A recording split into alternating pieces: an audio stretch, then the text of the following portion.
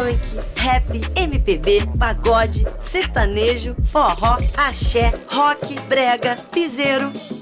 São tantos ritmos que para acompanhar a música brasileira precisa mesmo ter muita energia.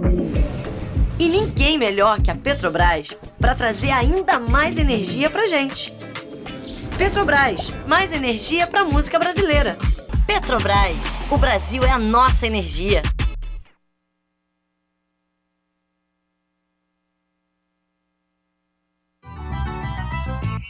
Tem o som que vem da rua, tem cinema no sertão, tem criança no ginásio com talento de montão, tem patrocínio, tem governo do Brasil em ação. O governo do Brasil está do lado da cultura, do esporte, do meio ambiente, da ciência, da educação, da inclusão e do povo brasileiro. É assim que o desenvolvimento chega, a oportunidade vira realidade e o nosso país avança. Tem patrocínio, tem governo do Brasil. A música é muito mais do que soa. Conecta, transforma. É elo entre palco e bastidor. Entre sonho e realidade. Envolve gente, histórias e caminhos. E tudo o que acontece nesse mundo você encontra primeiro aqui. Quem vive de música, vive com a gente. Mundo da Música.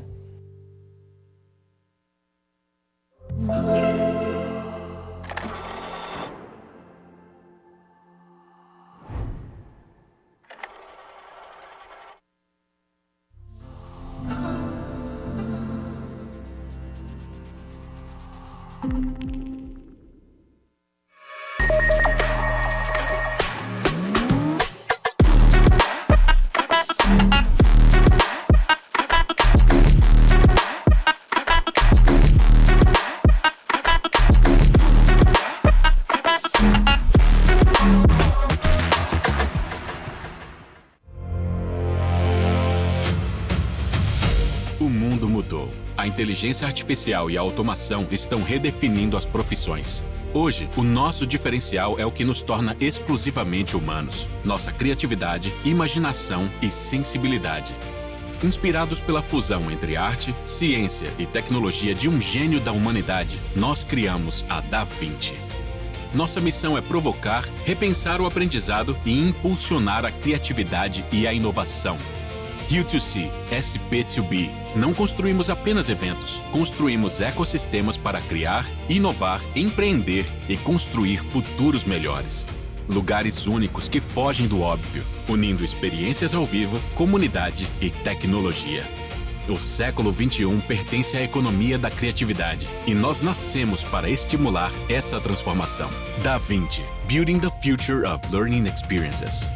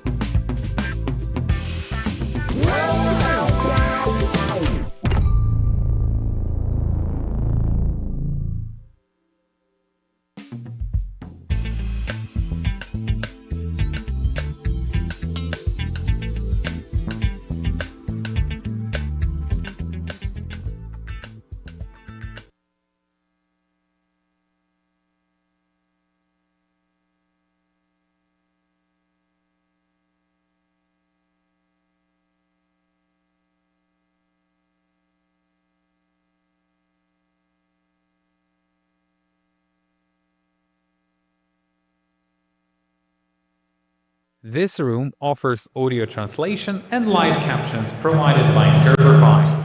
To access, scan the QR code and download the application. Esta sala conta com tradução de áudio e legendas fornecidas pelo Interprefy. Para acessar, escaneie o QR Code e baixe o aplicativo.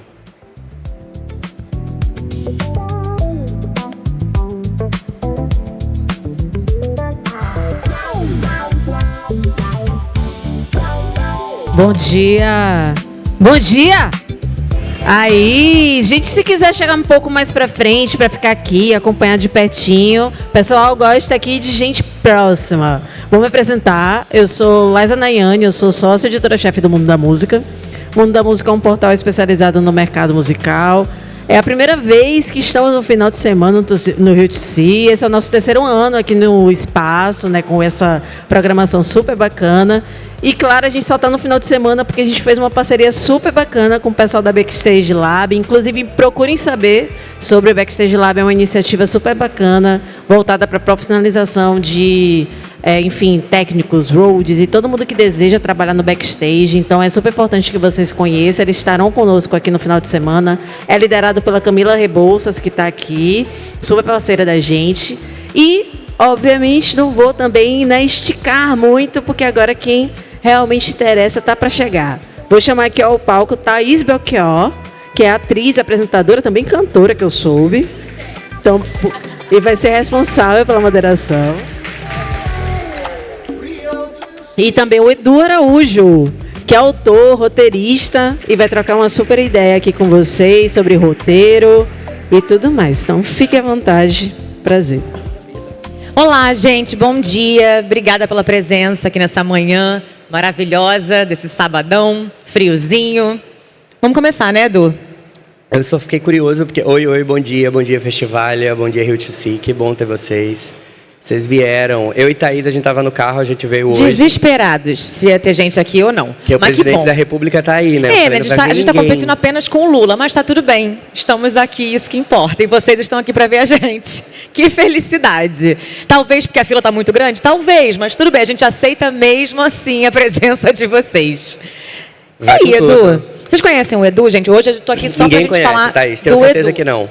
Então, Edu Araújo é um grande roteirista, trabalha mais de 20 anos no mercado, trabalhou com grandes nomes como Globoplay, Netflix, não é? Mais o quê? GNT, Globo, Multishow. Não faz só roteiros de ficção, mas de não ficção também. Trabalhou já com muito programa de música, não é? Que é o que a gente veio falar hoje. É o que a gente veio aqui falar aqui hoje. Mas assim, né? Vamos pro que interessa? Então vamos. Tem roteiro nisso aqui, Eduardo? Pois isso quando a gente começou a pensar um pouquinho nesse papo, né, e com Camila também, que foi o convite da Cami, obrigado Cami, a gente ficou provocando muito o que a gente escutava, assim, o que eu escuto mais. E eu escrevo muito ficção e não ficção, né, como a Thaís falou, então eu escrevo novelas, séries, mas também escrevo programas de TV e podcasts e tudo mais aí. Nesse tempo todo, assim. E o que eu acho que eu mais escuto quando eu faço não ficção tem roteiro nisso? O que exatamente um roteirista faz, né? Assim, acho que essa é uma das grandes perguntas e questionamentos. E, ao mesmo tempo, quando você escuta isso, é um grande elogio, porque você não perceber que tem um roteiro num programa de TV, o roteirista está fazendo um excelente trabalho, né? Porque está sendo muito natural. Mas é importante disseminar, eu acho, um pouco isso e saber o que um autor faz dentro de uma sala de criação, até como possibilidade, né? A gente tem esse final de semana que vem muita gente que está entrando no mercado, então a gente pensa muito nesse impulsionamento, assim. Então tem roteiro em tudo, assim, Thaís, eu acho. Aqui tem roteiro no que a gente está fazendo? Tem também. A gente vai mudando um pouco também, né, eu acho. Total, né? Sim. Tudo que a gente pensou que a gente ia falar, a gente não está falando. Já não está falando mais nada. Mas isso é o importante do roteiro estar bem amarrado, né, amigo? Porque aí a gente vai, dentro do que a gente está vendo, ficando mais seguro para poder fazer melhor o trabalho. Eu acho que, assim, a gente parte do princípio que o roteiro... Eu sempre uso uma analogia, assim, quando eu estou escrevendo qualquer roteiro, né? E aí, aqui fazendo um recorte para o roteiro de programas musicais, por exemplo, que eu trabalhei. Eu fiz algumas temporadas no Música Boa ao Vivo, que era um programa que tinha no Multishow, com a Ivete Sangalo, com a Glória Groove. Eu fiz as temporadas da Ivete e da Glória. Eu fiz o Masked Singer, algumas temporadas também, que era um programa que tinha muita música, né? Era um talent show na Globo.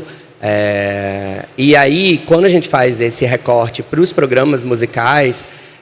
eu uso sempre uma analogia que é como você fazer um roteiro de viagem, assim. Quando você faz um roteiro de viagem, você vai colocar, na sexta-feira eu vou chegar, vou deixar minhas coisas no hotel e eu vou jantar nesse restaurante que eu vi no Instagram e eu estou sonhando em ir para esse restaurante.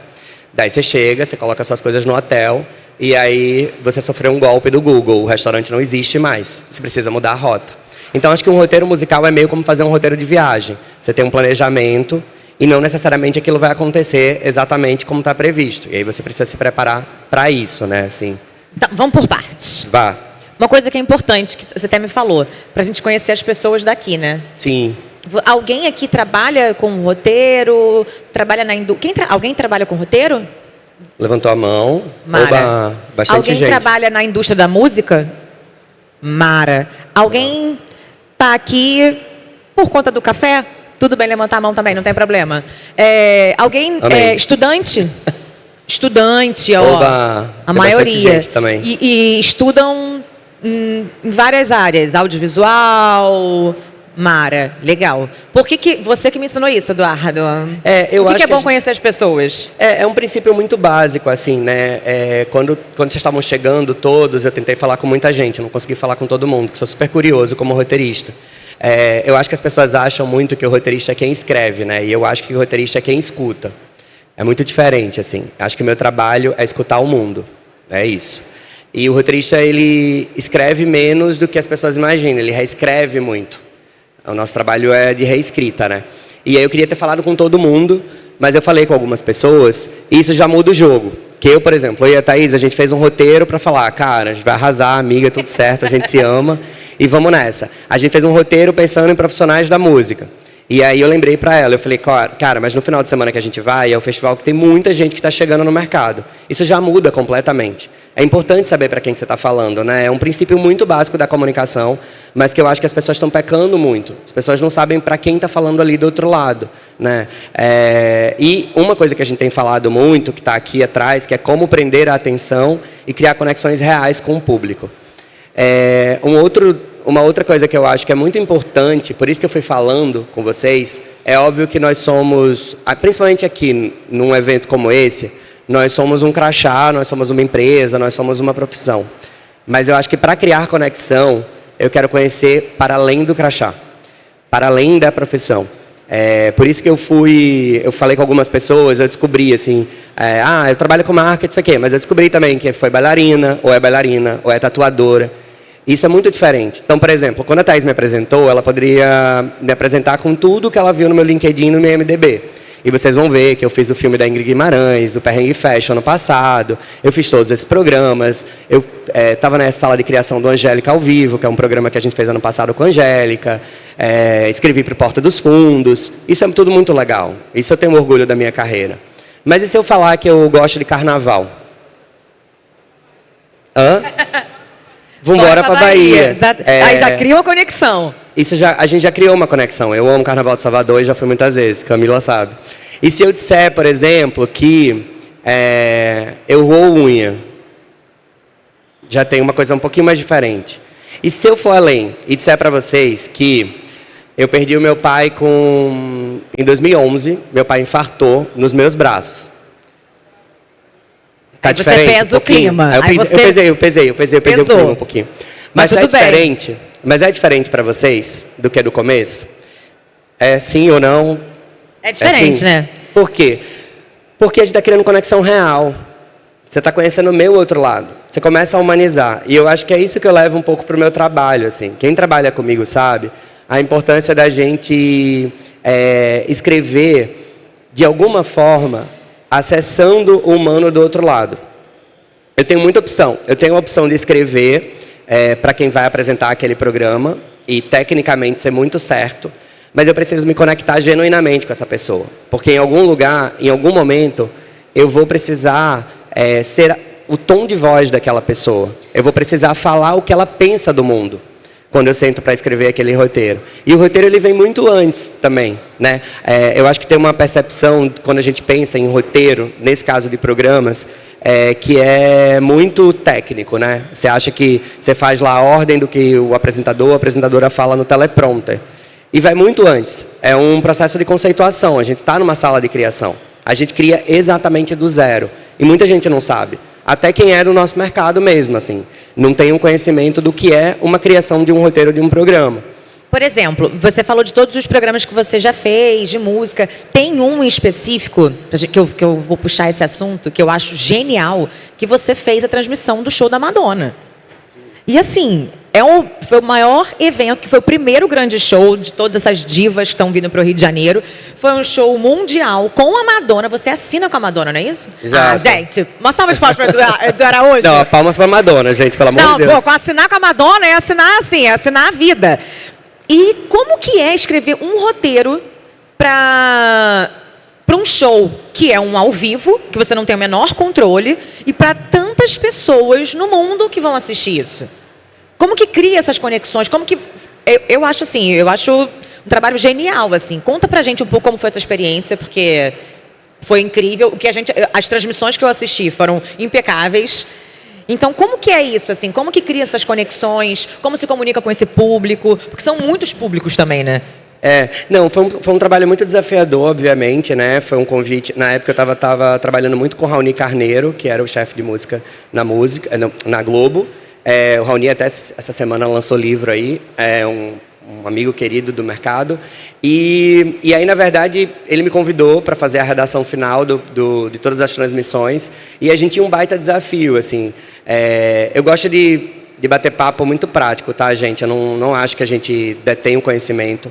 Então, a qualquer momento também podem levantar a mão, podem perguntar. Independente se a gente está falando alguma coisa aqui, o importante são vocês. Se vocês levantarem a mão, a gente para na hora, no meio da palavra, e a gente escuta a pergunta. Até corre com esse salto. Eu taco na brincadeira. Até porque a gente fala muito, né? E aí corta mesmo para a gente não perder o fio da meada. Se quiser perguntar alguma coisa, vocês estão super à vontade, tá? É de vocês. E aí, na verdade, assim, do ponto de vista prático, né? Porque eu adoro contar o que acontece mesmo, para além da gente ficar aqui cagando um monte de regra, porque eu acho que cada um vai criar a sua trajetória. A gente tinha 3 plataformas para trabalhar o show da Madonna. Então, em cada plataforma, a gente escolheu um jeito de contar a história, que é isso que a gente está falando aqui, de narrativa e de história. Então, para o Globoplay, a gente decidiu, na época, toda a equipe criativa, em transmitir o show na íntegra, sem nenhuma interrupção. Então, se você quisesse assistir o show sem nenhuma interrupção, sem tradução simultânea, sem nenhum repórter, sem ninguém, ia estar lá. Então, a gente colocou lá, naquele raciocínio bem de YouTube, tinha lá uma cartela falando, em breve, show da Madonna. Daí, no Multishow, a gente criou uma narrativa para quem é mais amigável com a música, para quem já é o público da música, porque no Multishow já é um pilar da música, né? O Multishow tem um pilar de humor e música. Então, aí a gente colocou o Guilherme Guedes e o Laurão e a Laura Vicente como repórteres. E aí, o jeito que os meninos... Tudo que a gente criou para o Multishow era muito mais para quem está muito inserido na música. Então, é um outro tipo de abordagem. Você é mais técnico. A gente foi fazendo uma série de conteúdos que eles iam chamando os pré-gravados, muito mais focados na carreira musical da Madonna. A gente foi fazendo um década a década, Madonna 70, Madonna 80, Madonna e a religião, Madonna e o Brasil. A gente foi criando toda uma trajetória para quem é iniciado na Madonna. E aí depois você tinha o desafio de fazer o terceiro pilar, que era a Globo. E a Globo fala com um público muito maior, um público muito diferente, muito diverso. Então, você parte do princípio, quando você está criando essa narrativa, que tem gente que não sabe quem é a Madonna. Por incrível que pareça. Pode existir alguém nesse cantinho de Brasil, já que a gente fala com tantos Brasis. Então, o olhar é completamente diferente. E você precisa escrever também dessa outra forma. Então, aí você faz, como roteirista, primeiro tentando dar um passo a passo geral.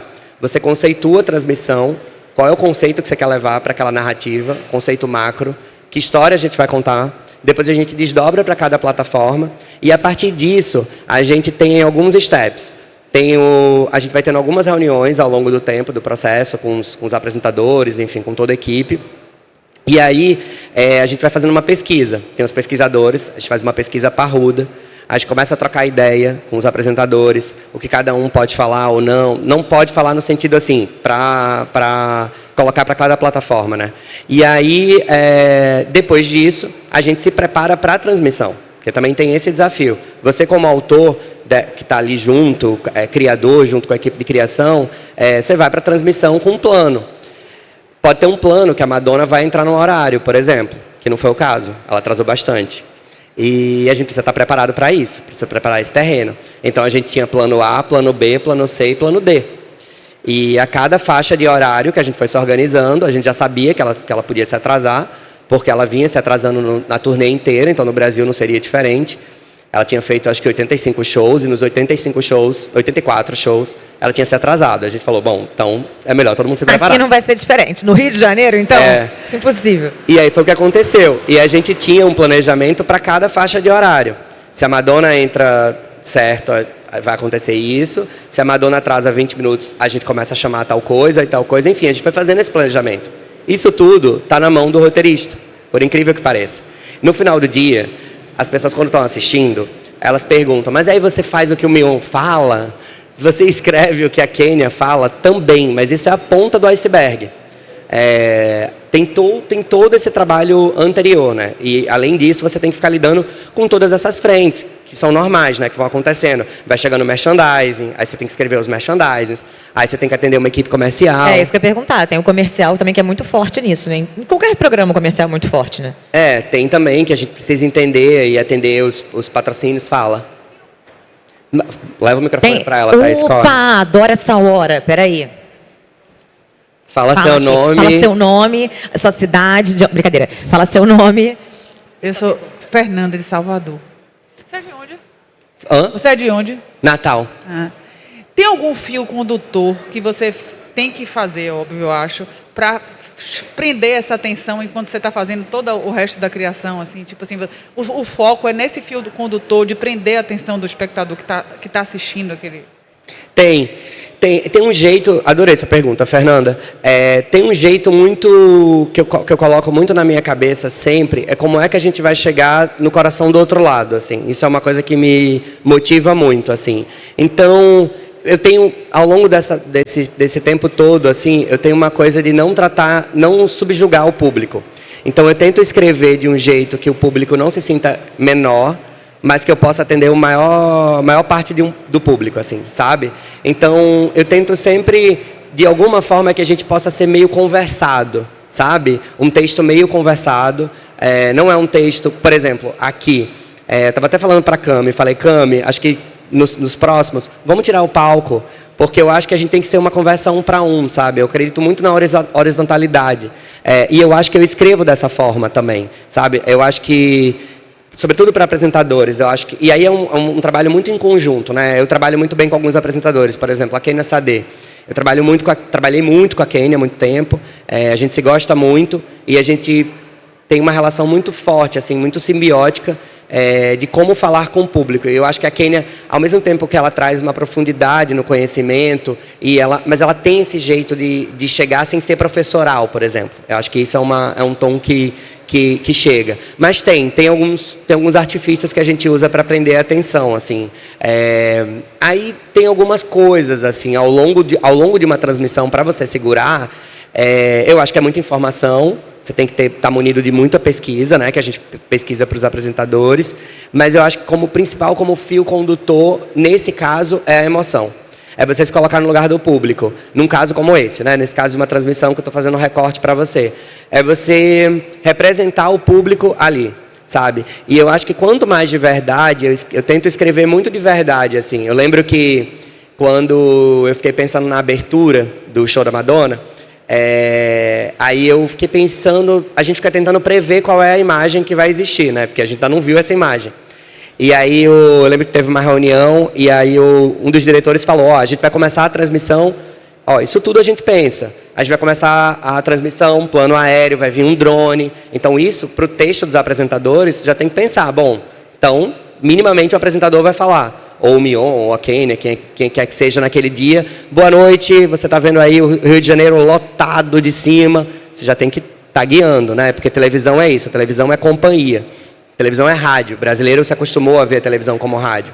E aí eu lembro que eu estava em casa e eu falei, cara, eu acho que vai ser a gente tem a praia de Copacabana, então eu acho que vai ser uma maré de festival uma maré de sutiãs de cone, que vai ter nas areias. E eu botei. E todo mundo adorou na época da leitura. Falou, nossa, tomara que isso aconteça, que tem uma maré de sutiãs de cones.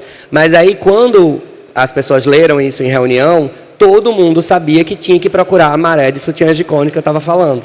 E foi o que aconteceu. E eu fiquei super feliz. Então, abriu, quando a gente viu, tinha um monte de gente de sutiã de cones, e aí o Mion fala, é uma maré de sutiã de cones em Copacabana. Então, isso é muito legal, porque ao mesmo tempo que Aí tem a sensibilidade de quem está escrevendo, de imaginar que vai ter esse público, né? E pode ser que não tivesse. E alguém vai falar, gente, não tem nem ninguém de sutiã de cone, vamos inventar outra coisa agora. Não foi vendido sutiã de cone na Uruguaiana, volta. Exatamente, e aí a gente volta. Então eu acho que isso tudo, para quem está em casa, é muito legal, porque você se coloca, né? Então se a Madonna está atrasada, não adianta, assim, a gente ficar mentindo que a Madonna está entrando, por exemplo. Você tem que falar, olha, tá todo mundo na expectativa, a gente também está na expectativa, ela está deixando a gente com mais frio na barriga, a gente está com vontade. Você que está em casa, está aí na pré com seus amigos, que a gente sabia que a televisão também promove isso, no caso desse show. Acho que no caso desse também é como quase se fosse o texto do apresentador, é um pouco como o que a gente está pensando assistindo em casa, né? Então, quando a gente assiste alguém falando, fala, ih, acabei de pensar nisso, acho que é aí que está o que você falou antes de compatibilidade com as pessoas que estão assistindo, né? Exato. E falando em relação à compatibilidade, você falou dos apresentadores. Os apresentadores, eles têm eles têm uma contribuição no seu trabalho? Super. Você falou que você e Kênia são muito próximos. Sim. Você se aproxima das pessoas com quem você trabalha? Sim, né, Thaís Belchior? Inclusive você. Mas, por exemplo, fico pensando, se o Eduardo fosse escrever alguma coisa para eu apresentar, ia ser muito fácil. Porque a gente divide alguns neurônios. Outros não, que o Eduardo é um pouquinho mais letrado. Mas a gente divide alguns neurônios. E aí é mais fácil de fazer. Eu acho que ele tá ligado nas minhas piadinhas, tá ligado no mesmo humor. Mas nem sempre é assim. E quando não é, você faz com que seja. Sim, exatamente. Me conta. Você trabalhou com Glória Groove, por exemplo. Glória, um monte de gente, assim, eu sou muito privilegiado de trabalhar com gente muito talentosa, assim, gente que eu admiro, assim, ao longo dessa pequena trajetória, desses 20 anos, que tô só começando. Ai, é um jovenzinho, é um garotinho. Não, mas eu comecei com 17, eu tô com 37 também. Com 17, Eduardo? Foi com 17. Tá, vai. Vamos fingir que eu te Thaís, é o meu momento. E aí, eu trabalhei com muita gente, assim, ao longo desse tempo. Então, são pessoas muito diferentes, né? Todos os apresentadores, por exemplo, do Multishow, têm um tom de voz. Eu trabalhei no Porta dos Fundos, que cada sócio tem um tom de voz, né? O Fábio tem humor, o Greg tem humor, o Tabet tem humor. Daí, quando você vai para os apresentadores do Multishow, o Guilherme Guedes tem um jeito de falar que é diferente da Laura, da Kênia. Aí você vem para as apresentadoras todas, né? Ivete Sangalo, Glória Groove, enfim, Angélica agora. Então, tem toda essa turma que a gente trabalha junto. E eu acho que tem uma coisa muito legal. A Ingrid Guimarães, né? Que é uma grande parceira atual. Enfim, a gente fez ano passado saiu o nosso filme, que é o Perrengue Fashion. Assistam, pessoal, Cinema Nacional, Perrengue Fashion, maravilhoso, tá, Amazon. Tá na Amazon. E aí, indo para sua pergunta, eu acho que tem uma coisa muito... Vamos esperar só um segundinho passar esse helicóptero? Obrigada. Não, mas é normal, isso é o Lula chegando. Chegou, gente. Mas fiquem aqui, que o helicóptero não pousou ainda, então não vai sair correndo, não. E a sala tá bem lotada, gente, não vai conseguir não adianta. falar. Diz que o ar-condicionado lá tá ruim, tá um horror. Vai ficar aqui. Vai, continua. Mas em relação a isso, assim, uma coisa que eu sempre quis fazer, e eu aplico em tudo que eu faço muito leitura de roteiro. Quando eu cheguei na TV, enfim, nem sempre as pessoas faziam leitura de roteiro. Porque leitura de roteiro é uma coisa super comum na ficção, né? Eu que escrevo também ficção, a gente escreve, e aí tem uma hora que o elenco está escalado e a gente vai para a leitura de roteiro. A gente lê o roteiro, lê o filme, lê a novela. Aí é muito legal, os personagens começam a nascer ali na mesa, você fala, meu Deus, caramba, que legal. E tem outras coisas que vão contribuindo para você também, né? Tipo, a pessoa lê de um jeito, você fala, olha, ele foi para esse outro lado aqui e tal. Na não ficção, em algum momento, em alguns programas, ficou uma coisa do tipo, os roteiristas escrevem, o apresentador executa. E não se comunicam. Isso já existiu. Isso já estamos falando de uma outra era. E aí, quando eu cheguei, eu falei, eu não consigo não escrever se não tiver leitura de roteiro. Porque eu não consigo... Na minha cabeça não entra, e tem dado certo desde sempre, que tem que ter leitura de roteiro com os apresentadores. Porque eu preciso, de alguma forma, emular o que eles estão pensando. Eu vou traduzir o que eles pensam do mundo, o que eles querem falar. Então, eu preciso muito traduzir esse pensamento. E a gente só acontece... É uma responsabilidade também, né, amigo? Claro, numa leitura de roteiro é quando a gente consegue. Então, todo o projeto que eu fiz, eu consegui aplicar. Então, no caso do Masked Singer, por exemplo, tinha um momento que a gente ia com um teleprompter para o camarim da Ivete e lia-se o roteiro. E ali a gente afina tudo. A gente passa todo o programa, a gente fala, hoje vai acontecer isso, vai acontecer aquilo, o que você acha desse texto que eu estou propondo? Daí a apresentadora vai falar, vamos falar mais assim, mais assado. E tem uma hora que você vai virando meio a pessoa, assim. Eu lembro quando eu trabalhava muito com a Glória, no Música Boa, da Glória Groove, teve uma hora que ela me perguntou, Edu, você já está adivinhando os meus pensamentos? Não, está tentando adivinhar meus pensamentos? Falei, amor, eu já estou adivinhando os seus pensamentos. Porque tem uma hora que você começa a escutar muito aquela pessoa, né? Assim, então, quando eu estou trabalhando com alguém especificamente, eu estudo muito aquela pessoa. Eu quero saber qual é o pensamento dela de mundo, o que é que ela gosta, quais são os temas que ela gosta de falar, porque aí o programa fica muito mais próximo daquela pessoa, né? Então, e aí depois você vai... Tem uma coisa que eu exercito muito como roteirista, que aí, de novo, o roteirista escuta, muito mais do que escrita. Por isso que eu falei para vocês. Você vai exercitando a prosódia da pessoa, né? Porque como eu escrevo muito diálogo na ficção, e eu adoro escrever diálogo na ficção, e modéstia à parte, eu acho que é a coisa que eu faço melhor dentro de um roteiro. Eu adoro estrutura também, mas eu acho que diálogo eu gosto muito de escrever. E eu acho que tem uma coisa do diálogo que é você saber o tom de voz daquela pessoa.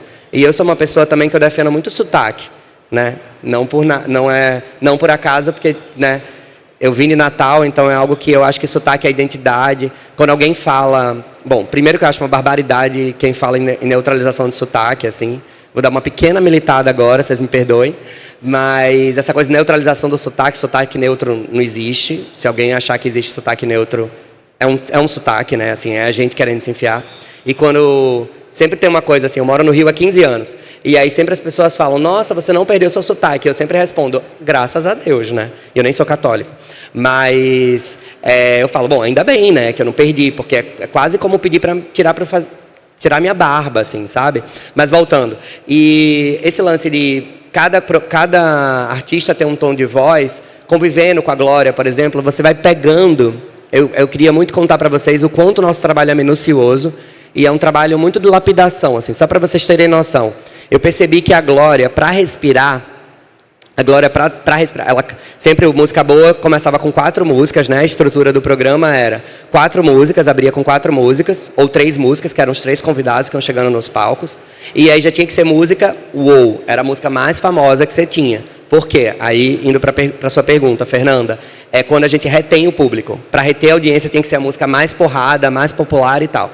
Daí, depois que ela terminava, geralmente a Glória se apresentava. E as apresentações da Glória, quem acompanha sabe, a mulher se joga, a bicha é danada. E aí, depois que ela terminava, eu percebi que ela falava, boa noite, muito boa noite, música boa! Ela botava o boa noite, muito boa noite, para respirar. Isso é completamente sensibilidade de roteirista. Você tem que estar ali na cola para saber que, a partir do próximo programa, você tem que botar boa noite e muito boa noite. Tinha uma outra coisa que a Glória... porque ela registra uma marca, né? Exatamente. E tem, por exemplo, a Glória é uma... Eu estou falando muito dela porque, além de eu ser apaixonado por ela, eu acho que tem exemplos ótimos. A Glória, por exemplo, é uma artista da Zona Leste de São Paulo. Isso tem que imprimir. Isso tem que imprimir no cenário. Então, quando a gente foi pensar no Música Boa da Glória Groove, porque cada música boa é pensado para aquele apresentador. Então, a gente trouxe um armazém da Zona Leste. Era outro cenário, né? A Glória traz um outro tipo de diversidade para aquele palco, né? Então, isso tudo tem que ser pensado. Tinha uma outra coisa que, convivendo com ela e assistindo o programa. Então, você como roteirista, você tem que acompanhar com um olhar muito técnico, mas você tem que assistir como público também. Então, eu estava ali trabalhando e eu percebia que a Glória tem uma coisa muito esperta, porque ela é danada.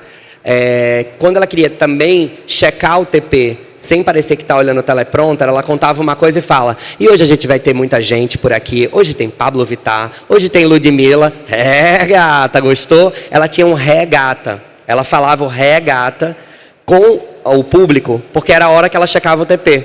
Aí na outra reunião de roteiro, eu botei o gata no TP. Eu botei um R e um E. Ela falou, não estou acreditando, você é o cão. Porque é isso, você tem que ir convivendo. Você tem que ir convivendo, né? E aí você vai pegando muito prosódia. A coisa que eu mais gosto, assim, prosódia de apresentador. A Ivete, por exemplo, ela até fala gostoso, mas ela fala delicioso, sabe? Então você troca. A Ivete fala, e aí minha Cherry? E aí minha Chucker? E eu botava o Chucker, a Cherry. Dentro do roteiro. Porque imagina, você está convivendo com aquela pessoa toda semana, aí a pessoa falou isso. Na outra semana eu botei, a pessoa fala, porra, tem alguém ligado em mim. Tem alguém que está cuidando de mim. E vai criando confiança em você também, né? Total, até o momento que os apresentadores chegam e falam, aí nem preciso ver o roteiro seu, vambora. Eu falei, pelo amor de Deus, eu fiz meio com sono hoje de ressaca, tem que ver sim.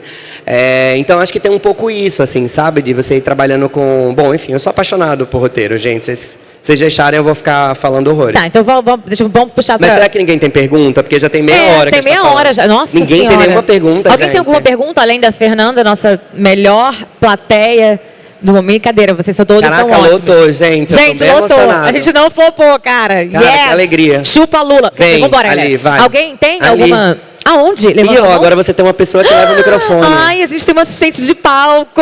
Chupa Lula mais uma vez. Brincadeira. Mentira. Mentira. Mas ele vai ser mais bombado que a gente. Deixa ele falar. Oi. Meu nome é Guilherme, sou aqui do Rio mesmo. A minha pergunta, você falou bastante sobre essa parte da conexão, de você ter uma conexão com o apresentador que você está escrevendo para. Como é que funciona quando não existe isso ali de começo? Quando você está construindo aquilo, às vezes está conhecendo a pessoa pela primeira vez, não tem esse contato com o trabalho dela.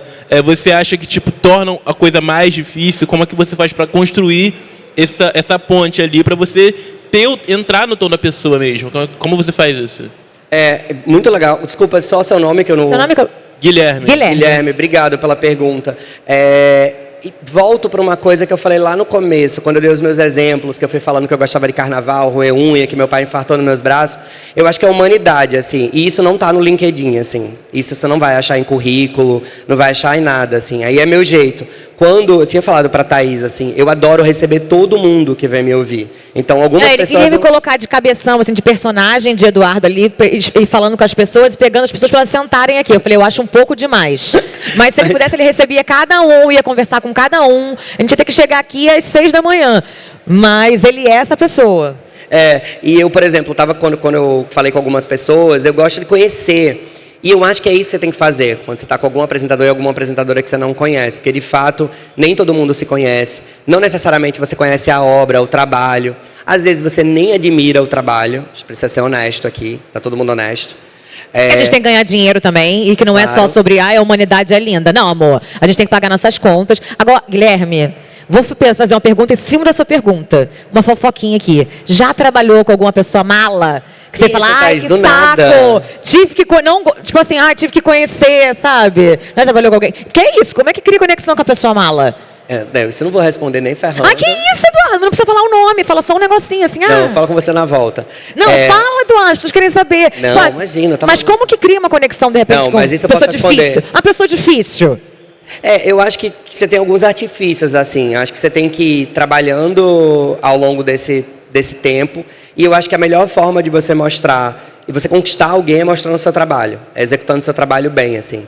Mas ainda na sua pergunta, eu acho que tem formas de você ir chegando, apresentando conhecimento, assim. Eu acho que quando você detém o conhecimento e detém um conhecimento sobre o trabalho daquela pessoa e você consegue comprovar que o que você está fazendo vai melhorar a vida daquela pessoa, o trabalho daquela pessoa, é golaço. Acho que é impossível não fazer.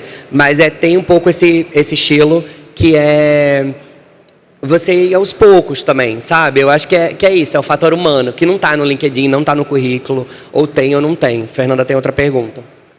Fernanda fez um Enem do Edu. Brincadeira, sacanagem. Vai, Fernanda. Não, eu já estou apaixonada por você. Já estou querendo te contratar para ser roteirista. Ô, Eduardo, me bota nesse job aí, pelo amor de Deus. Eu estou querendo te contratar para ser roteirista do próximo CD, do próximo álbum dela. Oba, vamos falar. Então, eu trabalho com música há muito tempo e sempre trabalhei com artistas, né? E eu estou do lado da minha artista hoje. E ela, além de ser, apesar de ser leonina, mas ela... Como é o nome da sua artista leonina? Tati. Cantora Tati. Cantora, compositora, multi-instrumentista. Maravilhosa. Ela disse que é multi-intrometida.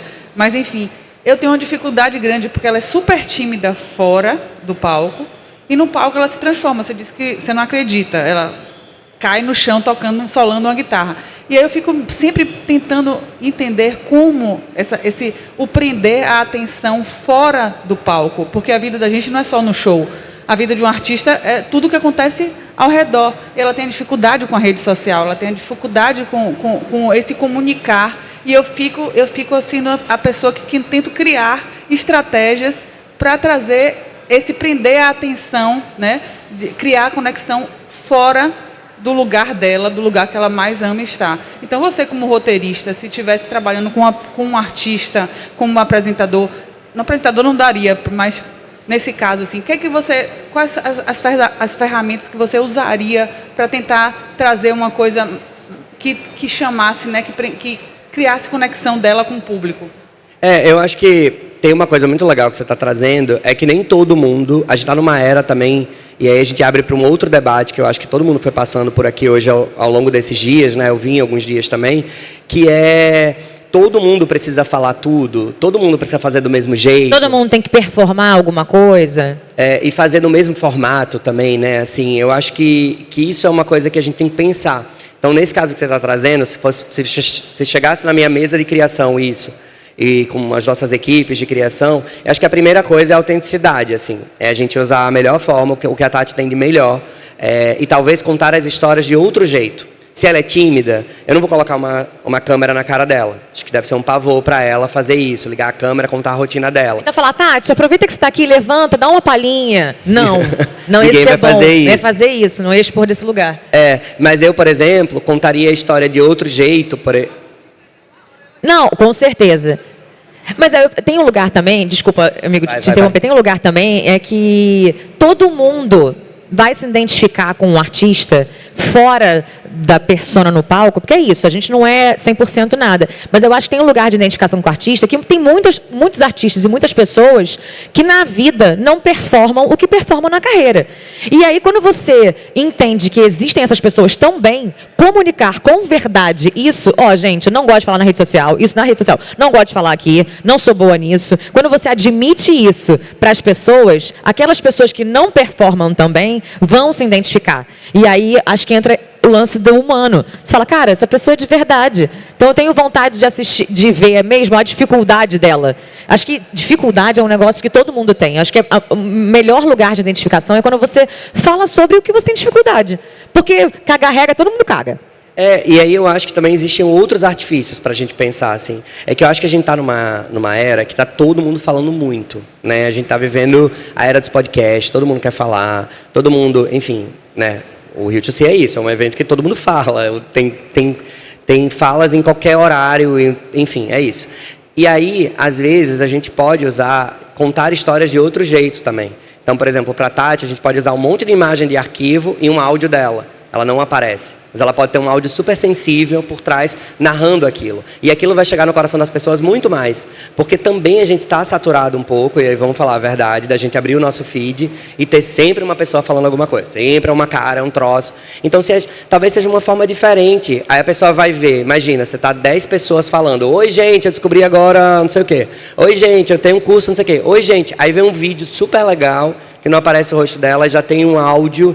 Você para e se fala, o que é isso? Nem que você pegue, e aí é isso, né? Como é que você prende a atenção? Nem que você prenda a atenção pelo que é, peraí, o que é? Sabe? Deixa eu tentar entender, assim.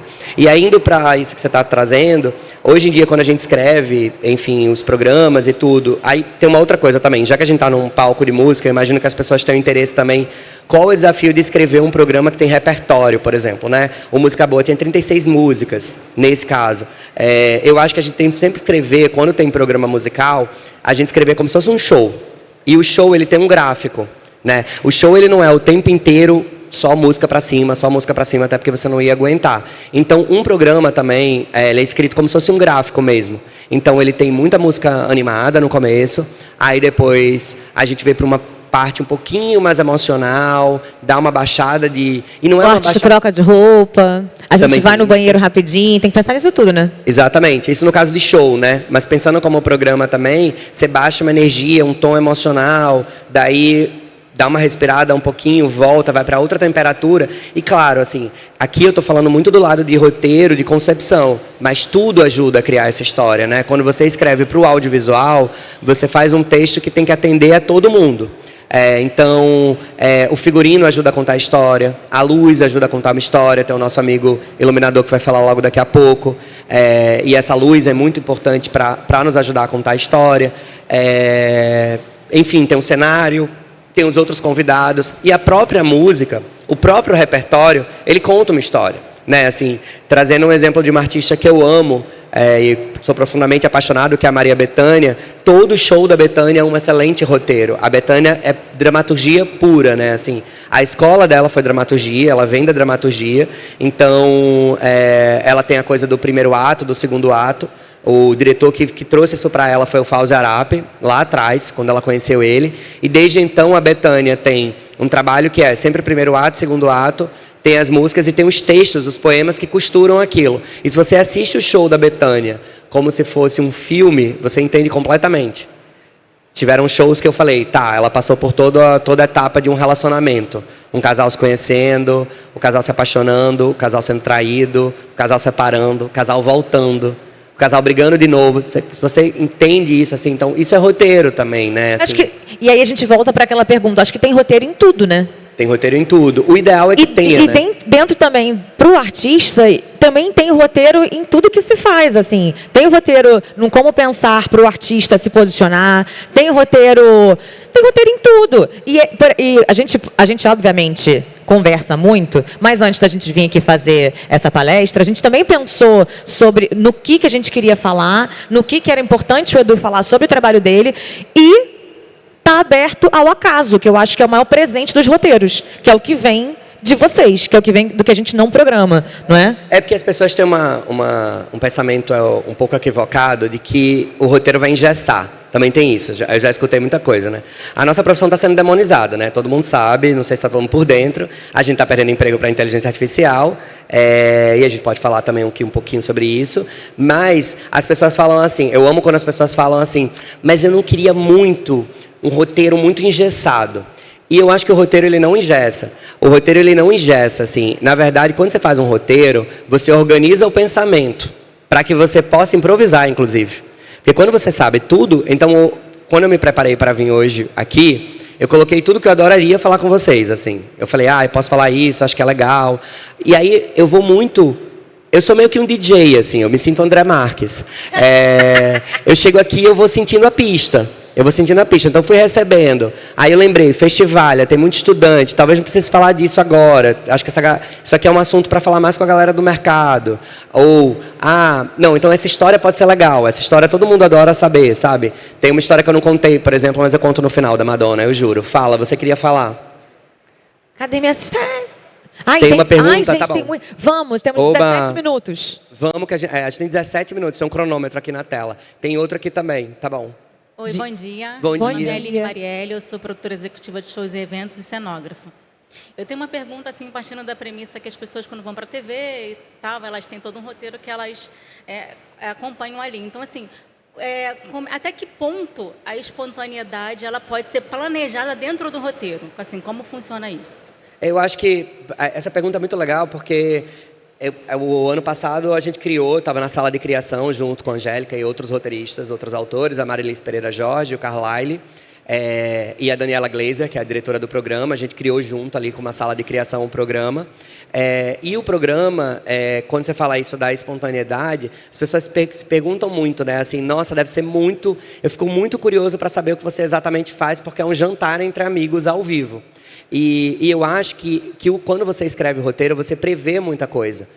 Então, por exemplo, no caso do programa, a gente entende muito antes, a gente estuda muito antes e pesquisa muito antes tudo que todo mundo falou que está ali naquela mesa. Então, a gente faz 1000 possibilidades. Se eu fosse fazer esse programa e tivesse a Thaís, eu sei o que a Thaís gosta, eu sei o que aconteceu com a Thaís, com a família dela. Então, a gente faz um mapeamento que todo tema que a gente bota na roda, eu vou falar, a Thaís fez tal coisa. Tem um exemplo ótimo. Do quê? Ai, gente, sou péssima com o nome. As irmãs, a Maiara, a Marisa, não, a que separou. As irmãs que cantavam junto, a Morena, que separou. Mendes. Simone Mendes. Tinha a história da Simone Mendes da calcinha, que ela falou lá no programa. E você sabia, não foi você que jogou isso? Não fui eu. Acho que foi alguém que... Acho que foi o Carlyle até. Alguns roteiristas, agora eu já não lembro, na pesquisa, e aí a gente pesquisou... Ela já tinha soltado em algum lugar, exatamente, que ela tinha problemas com calcinha. Na verdade é isso, a gente faz esse exercício que já ter mapeado todo mundo e de algum jeito você faz aquela pergunta. O que eu acho que tem isso do roteiro engessar, que as pessoas têm medo do roteiro engessar, é que Aí você começa também a colocar na conta do vou lá e faço. E o vou lá e faço, eu vou jogar no talento, é aí que deixa tudo muito frágil. Então, por isso que eu acho que você abre espaço. A partir do momento que você tiver uma boa pesquisa, você consegue que o imprevisível venha. Porque aí também todo mundo, toda a equipe, está, não só apresentador, apresentadora, mas toda a equipe está munida daquela informação. Então, por exemplo... Só para achar que eu não sou louca, essa história da calcinha que eu estou falando, que pelo fato de você ter pesquisado isso, ou então, eu não sei quem pesquisou, mas trazer isso na sala de brainstorm, traz já uma possível espontaneidade para o apresentador que já tem essa informação, soltar na hora. Então, isso também é roteiro. Super, super. E tem uma coisa da gente tanto mapear dentro de pesquisa, que é muito importante, mas a equipe inteira ficar sabendo. Porque se a equipe sabe que pode acontecer essa história, o diretor de corte que está no switcher, e aí não sei se todo mundo sabe o que é um diretor de corte, uma diretora de corte. Quando a gente está no ao vivo, ele vai cortando. Câmera A, câmera B, câmera C, e aí você vai escolhendo. Então, se sugerir que vem essa história, ele já sabe e fala, corta para a câmera B que fulano vai falar uma coisa legal. Então, todo mundo tem que estar por dentro. O roteiro, tem muita gente que acha que é uma obra literária, eu não acho. Eu acho que o roteiro é um texto a serviço do ofício. É um texto que vai atender a toda a equipe envolvida, figurinista, diretores, iluminadores, enfim. É meio isso. Você tinha uma pergunta. Respondeu essa pergunta? Obrigado. Tá bom. Vai. Licença, Fernanda. Queria perguntar, mas em relação a esses trabalhos audiovisuais que a gente vê, que a gente acredita que aquilo que está acontecendo ali é mais alguma coisa de improviso, digamos assim. Uma coisa bem mais... eu diria espontânea, mas ali eu acho que o que você explicou, eu acho que foi mais no contexto de entrevista, roda de conversa, mas o que eu estou perguntando é mais naquele quesito de arquétipo. Você tem um tema e aí as pessoas vão discutindo em cada uma com o seu arquétipo, vai trazendo um pouco para esse assunto e aí, tipo, vai mudando de assunto, sabe? Uma coisa bem mais roda de amigos que vai mudando. E só que é uma coisa bem pré-definida, que você sabe que tem um roteiro, mas você não consegue, tipo assim, visualizar... O roteiro. O roteiro. Isso também existe, óbvio, ainda mais na era que a gente está vivendo, que é essa era dos podcasts, por exemplo, que eu acho que até já diminuiu, né? Mas a gente teve a era dos videocasts. E eu acho que isso também acontece, sobretudo quando você tem grandes transmissões de 4 horas, 5 horas, as pessoas falando, assim. Mas é aquilo que eu falei, assim, essa é a minha escola de roteiro é essa, e é o que eu acredito, mas acho que pode funcionar. Aí, para funcionar, eu acho que você tem que ter uma boa direção, sobretudo, que vai conseguir conectar muito bem essas pessoas, organizar essas pessoas ali, que faça sentido, e tem que ser pessoas muito talentosas de improviso. E, geralmente, são pessoas que já trabalham muito junto. A Thaís é especialista em improviso, né? O que eu penso? Quando eu faço podcast, faço improviso, faço essas coisas todas, que sou comediante, então tem esse lugar. É muito importante ter na sua cabeça o fio condutor que a Fernanda tinha perguntado antes. Você sabe para onde começar, o que vai rolar no meio, mas você sabe muito bem aonde tem que terminar.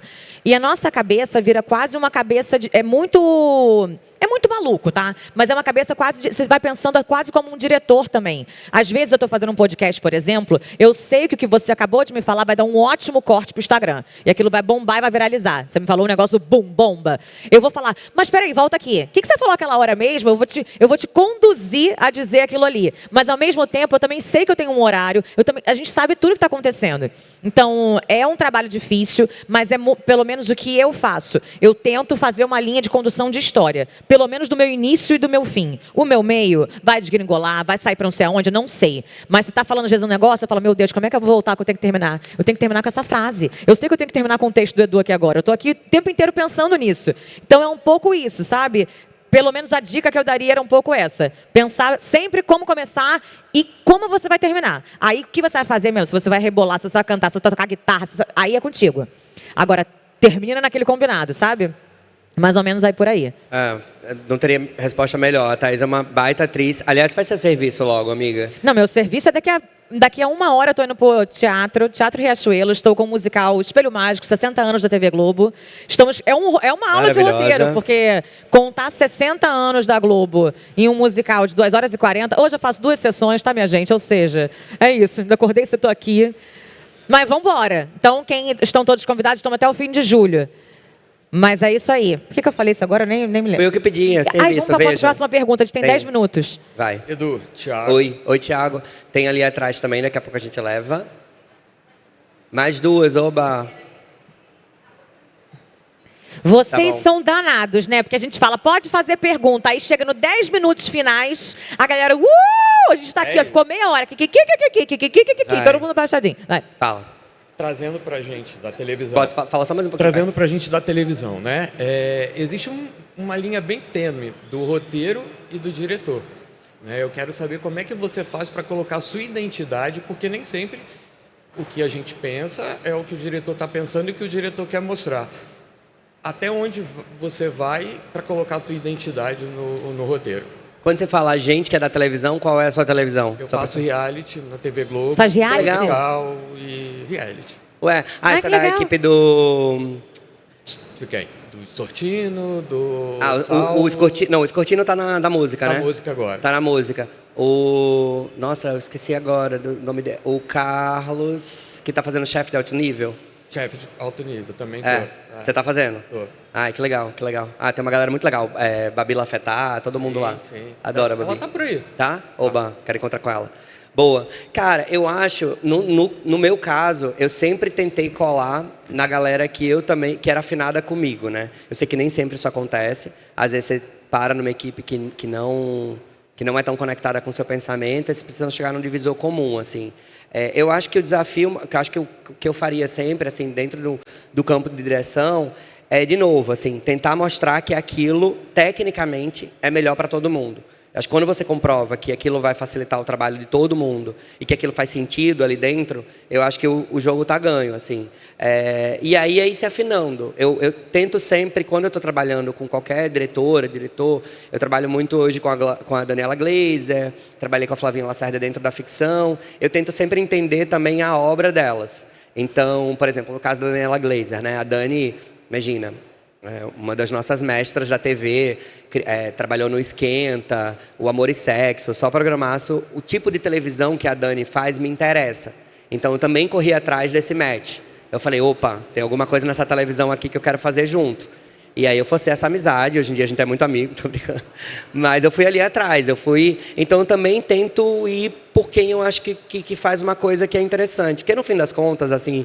Eu sei que tem um momento que a gente precisa ganhar dinheiro, a gente precisa pagar boleto, e nem sempre a gente vai se realizar artisticamente. Nem sempre a sua assinatura vai estar lá. E vou falar, Claro. nossa, foi o Edu que escreveu. Exato. Mas eu acho que, de algum jeito, você tem que... Pelo menos é o meu jeito de sobreviver dentro do mercado, assim.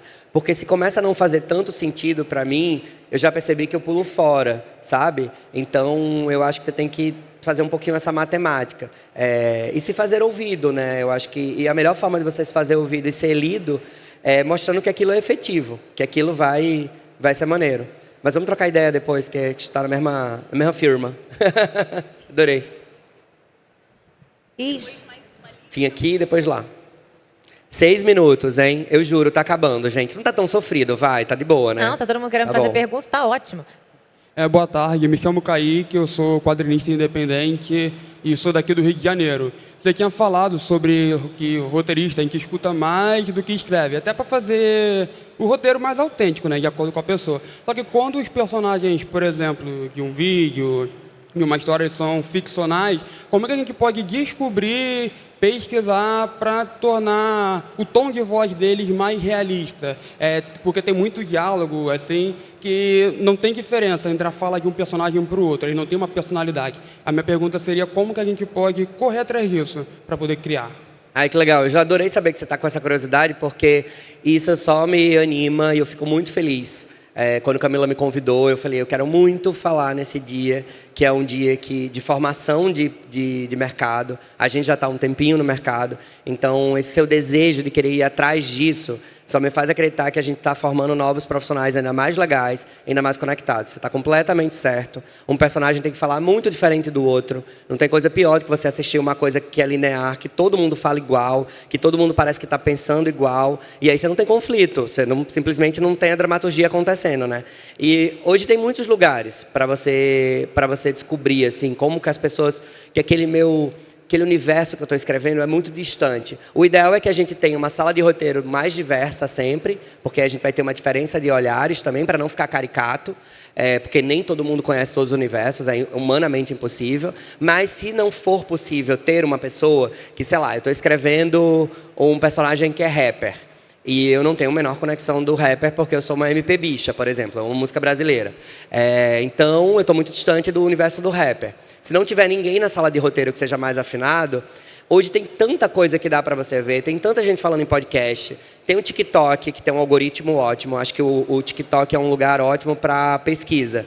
Quando eu vou para pesquisa, assim, eu acho o TikTok bom porque o algoritmo é muito ligeiro, e ele rapidamente começa a te entregar várias coisas. E aí você exercita a escuta. Você assiste um monte de vídeo TikTok, você pega umas expressões, você vai vendo o jeito, como a embocadura que a pessoa vai falando. Então isso é muito legal, que eu acho que pode... E a outra possibilidade, se houver esse tempo, se você tiver tempo, dinheiro, que é uma coisa que está faltando no nosso mercado. Tem duas coisas que não gostam de dar para roteirista, dinheiro e tempo. Ninguém gosta de dar para gente. Mas a gente está na batalha. E aí, se você tiver esse tempo, é ir para campo. É ir para a rua. Eu adoro. Eu não sou um roteirista encastelado, eu não acredito.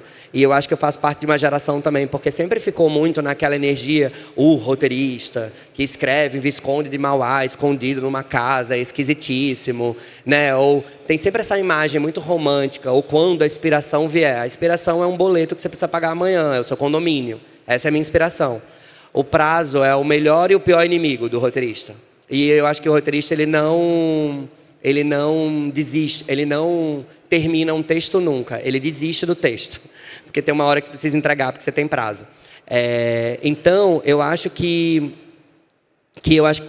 eu tento sempre ir a campo. Por não ser esse roteirista encastelado, eu gosto de ir a campo.